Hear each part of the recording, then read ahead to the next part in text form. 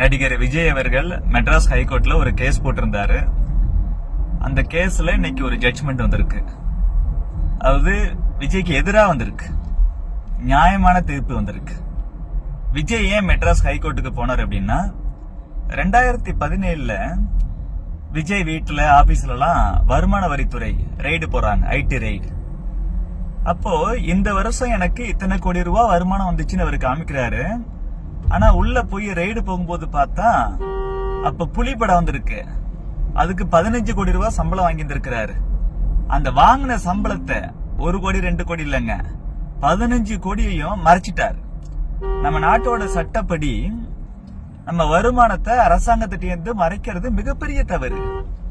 அது ஒரு குற்றம், குற்ற செயல். நீங்க 15 கோடி ரூபாய் சம்பளம் வாங்குறீங்கன்னா 15 கோடி ரூபாய் உங்களுக்கு சம்பளம் வாங்கக்கூடாதுன்னு யாரும் சொல்லல. 150 கோடி கூட வாங்குங்க, 1500 கோடி கூட வாங்குங்க, தவறு கிடையாது. ஆனா வாங்குற சம்பளத்துக்கு நீங்க வரி கட்டணும். இப்ப பாருங்க, இது வரைக்கும் வருஷத்துக்கு 5 லட்சம் ரூபாய் சம்பாதிக்கிறவங்க கூட வரி கட்டணும்னு இருந்துச்சு. நம்ம பிரதமர் நரேந்திர மோடி அவர்கள் போன வருஷம் பட்ஜெட்ல என்ன சொல்லிவிட்டாருன்னா, 12 லட்சம் ரூபாய் வருஷத்துக்கு யாரெல்லாம் சம்பாதிக்கிறாங்களோ அந்த 12 லட்சம் வரைக்கும் வரி கட்ட வேண்டாம். அதாவது மாசம் 1 லட்சம் வரைக்கும் சம்பளம் வாங்குற எந்த ஒரு இளைஞரும் இல்ல எந்த ஒரு குடிமகனும் வரி கட்ட வேண்டாம். 12 லட்சத்துக்கு மேல யாரெல்லாம் சம்பாதிக்கிறீங்களோ அவங்க வரி கட்டினா போதும் அப்படி சொன்னாங்க. நம்ம எல்லாருக்கும் ரொம்ப சந்தோஷம். அது அந்த ஸ்கீம் தொடர்ந்து வந்துட்டு இருக்கு. இந்த வருஷம் பட்ஜெட்ல கூட அது குறித்து சொல்லப்பட்டிருக்கு. இந்த புதிய வருமான வரி சட்டம் ஏப்ரல் மாசத்திலிருந்து நடைமுறைக்கு வரும்னு சொல்லப்பட்டிருக்கு. 15 கோடி ரூபாய் சம்பளம் வாங்கினார்ல, அதுக்கான வரி கட்டணும்ல. அந்த வரியை மறைக்கிறதுக்காக வாங்கின 15 கோடி சம்பளத்தையும் இவரை மறைச்சிட்டார். ஐடி ரேட்ல தெரியுது. தெரிஞ்சு என்ன பண்ணிருக்காங்க, அவங்களுக்குன்னு சில ப்ராசஸ் இருக்கு. அந்த ப்ராசஸ் எல்லாம் ஃபாலோ பண்ணி ஐடி டிபார்ட்மெண்ட், வருமான வரித்துறை டிபார்ட்மெண்ட் 1.5 கோடி ரூபாய் அபராதம் போட்டிருக்கிறாங்க. அந்த அபராதத்தை கட்டிட்டு போக வேண்டிதானே. ஏன்னா ஏற்கனவே ஒரு குற்றம் செஞ்சிட்டீங்க, 15 கோடி ரூபாய் சம்பளம் வாங்கினத மறைச்சிட்டீங்க, ஐடி ரேட்ல கண்டுபிடிச்சாச்சு, 1.5 கோடி ரூபாய் அதுக்கு ஃபைன் போட்டிருக்கிறாங்க.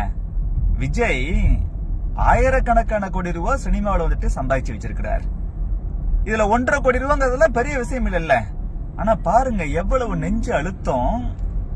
நம்மள்ட்ட பணம் இருக்கு, என்னன்னாலும் பண்ணலாம் நினைச்சுக்கிட்டு கோர்ட்டுக்கு போயிருக்கிறார்.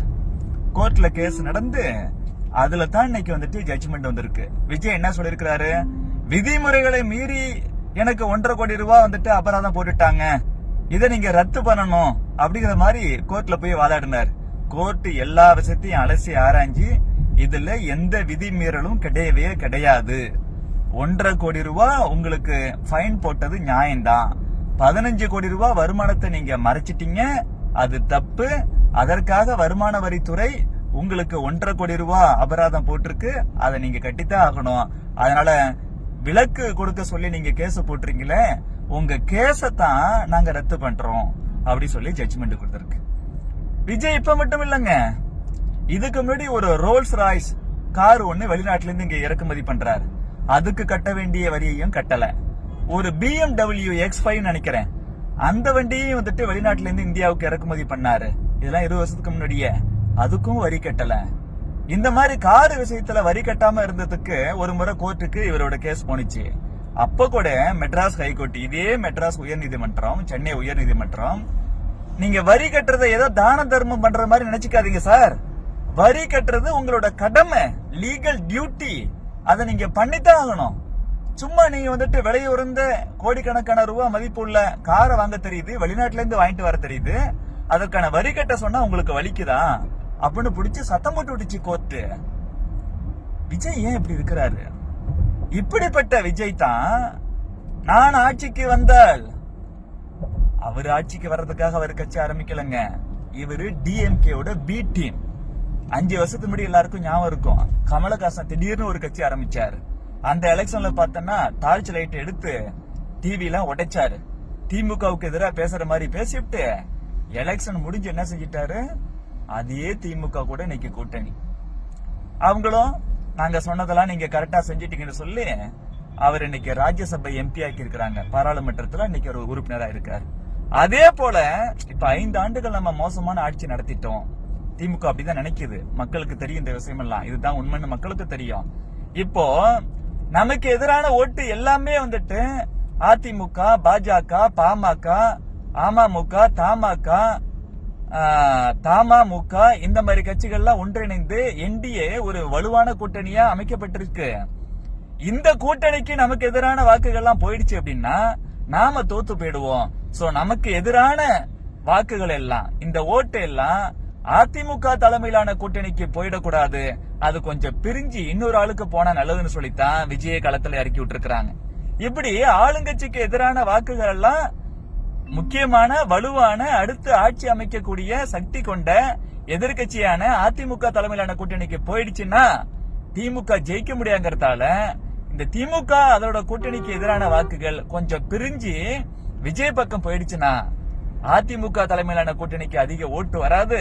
அதனால மீண்டும் நாமளே ஆட்சிக்கு வந்துடலாம்னு சொல்லி ஒரு சதி திட்டம் தீட்டித்தான் விஜய களத்துல இறக்கி இருக்கிறாங்க. அதனாலதான் திமுக என்ன மாதிரி கொள்கைகளை பேசுதோ அதே கொள்கைகளை விஜய் அவர்கள் அந்த டிவிக்கேவும் பேசிட்டே இருக்கு. திமுக நீட்டை எதிர்த்துச்சுன்னா விஜய் எதிர்ப்பார். திமுக எதெல்லாம் சொல்லுதோ அது எல்லாத்தையும் இவரும் சொல்லுவார். அவங்களும் ஒன்றிய அரசு சொன்னா இவரும் ஒன்றிய அரசு பார். இப்படி திமுக செய்யற அத்தனையும் நீங்க செஞ்சீங்கன்னா அதுக்கு திமுகவே ஓகேன்னு போயிடுவாங்களே, எதுக்கு இன்னொரு கட்சி புது கட்சி தேவையில்ல தானே. இவரோட நோக்கம் என்னன்னா ஸ்டாலின் சொன்னது மாதிரி, உதயநிதி ஸ்டாலின் சொன்னது மாதிரி திமுகவுக்கு எதிரான வாக்குகளை கொஞ்சம் இந்த சைடு பிரிக்கணுங்கிறதுக்காக மட்டும்தான் கட்சி ஆரம்பிச்சிருக்கிறாரு. இப்படிப்பட்ட விஜய் நான் ஆட்சிக்கு வந்த அப்படின்னா ₹1 கூட ஊழல் பண்ண மாட்டேன்னு சொல்றாரு. எங்க ஏற்கனவே நீங்க சினிமா நடிகரா இருக்கும் போதே நூத்துக்கணக்கான கோடியில வந்துட்டு சம்பளம் வாங்கிக்கிட்டேன். நல்லா யோசிச்சு பாருங்க, புலி படங்கிறது ஓடாத படம். அந்த படத்துக்கே ஒரு ₹150 கோடி சம்பளம் வாங்கியிருக்கிறாருன்னா இன்னும் கொஞ்சம் நல்லா ஓடுன படத்துக்குலாம் எத்தனை கோடியில சம்பளம் வாங்கியிருப்பாரு. இந்த புலி படத்துக்கான வருமானத்தையே இவர் மறைச்சிட்டாரு அப்படின்னா இந்த 15 கோடி புலி படத்துக்கான சம்பளம் 15 கோடின்னு சொல்றாங்க. அந்த புலி படத்துக்கான வருமானத்தையே மறைச்சிருக்கிறார். அப்ப இன்னும் எத்தனை படத்துக்கான வருமானத்தை, இன்னும் எத்தனை கோடி ரூபாய் வருமானத்தை மறைச்சிருப்பார், நம்ம யோசிச்சு பார்க்கணும். இது வரைக்கும் நீங்க கட்சி ஆரம்பிக்கிறதுக்கு முன்னாடியே அரசாங்கத்தையே ஏமாத்திருக்கீங்க. நீங்க வரி கட்டாத பணம் இருக்கு, அது யாருக்கு, அரசாங்கத்துக்கு போனுச்சுன்னா யாருக்கு வரும்? ஏழை எளிய மக்களுக்கு வரும். இப்ப நம்ம ரோடு போடுறோம், ரயில்வே போடுறோம், நிறைய ஏர்போர்ட் வந்துட்டு இன்டர்நேஷனல் லெவல்ல கொண்டு வரோம். இந்த பணம்லாம் இதெல்லாம் செய்யறதுக்கு அரசாங்கத்துக்கு ஏது பணம்? யாரெல்லாம் அதிகமா சம்பாதிக்கிறாங்களோ அவங்க கிட்ட இருந்து வரி வாங்கி அந்த வரி பணத்துல தான் இந்த மாதிரி வந்துட்டு உள்கட்டமைப்பு விஷயங்கள் எல்லாம் செய்யறோம். அதே போல ஏழை எளிய மக்களுக்கு இன்னைக்கு நரேந்திர மோடி தலைமையிலான மத்திய அரசாங்கம் ஒவ்வொரு ரேஷன் கார்டுக்கும் ஒவ்வொரு வீட்டுக்கும் 20 கிலோ அரிசி இலவசமா கொடுக்கறாங்க. அரசாங்கம் அந்த அரிசிக்கான பணத்தை அரசாங்கம் கட்டுது. அரசாங்கத்துக்கு எங்க இருந்து காசு வரும்? இந்த மாதிரி அதிகமா சம்பாதிக்கிறாங்கல்ல அவங்களுக்கு போடக்கூடிய வரியில இருந்து தான் அரசாங்கத்துக்கு வருமானம் வரும். அந்த வருமானத்தை தான் ஏழை எளிய மக்களுக்கான திட்டங்களுக்காக செலவிடுவாங்க. ஆனா விஜய் யாரோ எப்படியோ போகட்டும், அந்த நாட்டுல இருக்கக்கூடிய ஏழை எளிய மக்கள் எப்படி போனா நமக்கு என்ன, நாம நல்லா இருந்த போதும் சொல்லி இத்தனை கோடி ரூபாய் சம்பாதிச்சும் கூட அதுக்கான வரி கட்டாம இருக்கணுங்கிறதுக்காக சம்பாதிச்ச காசு இந்த வருமானத்தை மறைச்சிருக்கிறார்.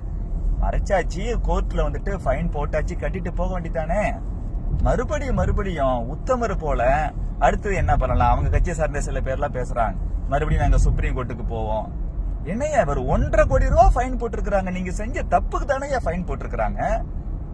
என்ன ஆணவம்? இப்பயே உங்களுக்கு ஆட்சி அதிகாரம் இல்லாதப்ப இப்படி பண்ணீங்கன்னா, ஒருவேளை தப்பி தவறி ஆட்சிக்கு வர்றதா ஒரு வாதத்துக்கு வச்சுப்போம், ஆட்சிக்கு வந்துட்டு என்ன பண்ணுவீங்க? கண்டிப்பா இவங்க ஆட்சிக்கு வர்றதுக்காக கட்சி ஆரம்பிக்கலங்க, எனக்கு நல்லா தெரியும். திமுகவை மீண்டும் ஆட்சியில அமர்த்தணுங்கிறதுக்காக தான் கட்சி ஆரம்பிச்சிருக்காரு. இவருக்கு கொடுக்கப்பட்ட அஜெண்டாவே இதுதான், இவருக்கான வேலையே அதுதான். ஆனா ஒரு வாதத்துக்கு சொன்னா இவர் ஆட்சிக்கு வந்துட்டா என்ன பண்ணுவாரு? இன்னும் எக்கச்சக்கமா ஊழல் பண்ணுவாரு. ஆட்சி அதிகாரம் இல்லாதப்பவே இவ்வளவு ஊழல் பண்றாரு. கட்ட வேண்டிய வரிய மறைக்கிறாரு, வருமானத்தை மறைக்கிறாரு, அபராதத்தை கட்ட மாட்டேன்னு சொல்லி அடம் பிடிக்கிறாருன்னா ஆட்சி அதிகாரத்துக்கு வந்தா நிச்சயமா மிகப்பெரிய தவறு செய்வார். இதுவரைக்கும் திமுகவே பரவாயில்லன்னு சொல்ற அளவுக்கு கோடிக்கணக்கில் கொள்ளடிப்பார். அதனால விஜய்னு ஒரு சில இளைஞர்கள், விவரம் தெரியாம பேசிக்கிட்டு இருக்கக்கூடிய இளைஞர்கள், நீங்க நல்லவர்கள் தான், நீங்க எப்படியாச்சும் ஒரு நல்ல ஆட்சி யாராச்சும் கொடுத்துட மாட்டாங்களா நினைச்சிட்டு இருக்கீங்க.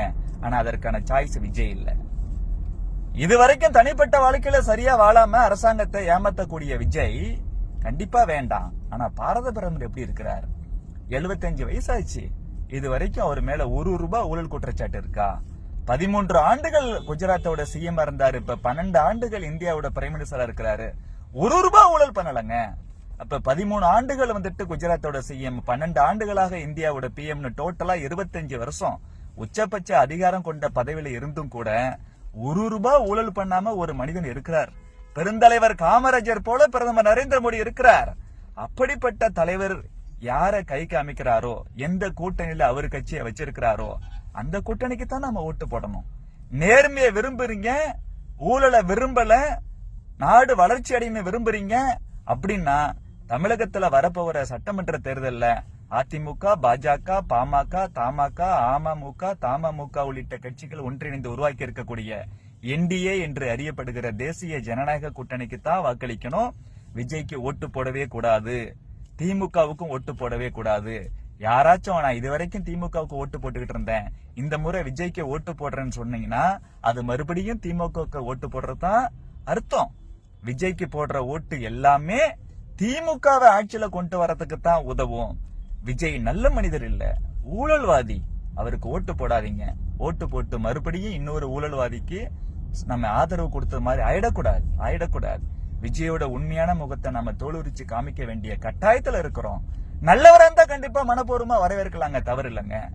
இத்தனை கோடி ரூபாய் சம்பாதிச்சும் கூட நீங்க வரி கட்ட மாட்டேன், அந்த வருமானத்தை மறைப்பேன் அப்படின்னா இது நல்ல செயலா? யோசிச்சு பாருங்க. கொஞ்சமா சம்பாதிக்கிற நாம டெய்லியும் காலையில 9 மணிக்கு ஆபீஸ் போயிட்டு 6 மணி வரைக்கும் வேலை பாக்குறேன். நாமே கரெக்டா வந்துட்டு இந்த வருமான வரியை கட்டுறோம்ல, ஐடி கட்டுறமா இல்லையா, இன்கம் டாக்ஸ் கட்டுறமா இல்லையா? ஆனா இத்தனை கோடியில சம்பளம் வாங்கிட்டு கூட அந்த சம்பளத்தை மறைப்பேன், அதை கண்டுபிடிச்சு ஐடி டிபார்ட்மெண்ட் வந்துட்டு 1.5 கோடி ரூபாய் ஃபைன் போட்டா அதை கூட கட்ட மாட்டேன்னு அப்படி சொல்றது ஒரு நல்ல குணமா? கண்டிப்பா இது நல்ல குணம் இல்ல. அதனால இளைஞர்கள், பெண்கள் நல்லா யோசிங்க, நல்லா யோசிச்சு முடிவெடுங்க. விஜய் நல்ல மனிதர் அல்ல. உதயநிதி ஸ்டாலினும் கருணாநிதியும் எப்படி சுயநலத்தோட மட்டுமே அரசியல்ல இருக்கிறாங்களோ அதே போல விஜய் அவர்களும் இருக்கிறார். இவர் தீய சக்தி, இவர் உள்நோக்கம் கொண்டிருக்கிறார். மத்தவங்களை இவர் தீய சக்தியும் பாரு, திமுகவை தீய சக்தின்னு சொல்றது உண்மைதான். ஆனா மத்தவங்கள ஊழல் சக்தின்னு சொல்லக்கூடிய இவரு மிகப்பெரிய ஊழல் சக்தியா இருக்காரு. அதிகாரம் இல்லாதப்பவே இவர் ஊழல் பண்ணிருக்கிறாரு. இவரை ஏற்றுக்கொள்ள கூடாது. இளைஞர்களே, உங்களுக்கு அறிவு இருக்கிறது, ஆனா அரசியல் குறித்து கொஞ்சம் புரிதல் போதுமான அளவுக்கு இல்லாத அளவுக்கு இருக்குது. ஆனா அப்படி இருந்துடக்கூடாது, தவறான முடிவு எடுத்துடக்கூடாதுங்கிறதுக்காகத்தான் உண்மையை எடுத்து உரைக்க வேண்டிய கட்டாயத்துல நாங்களும் இருக்கிறோம். நீங்களா புரிஞ்சுப்பீங்கன்னு நம்புறோம். நன்றி.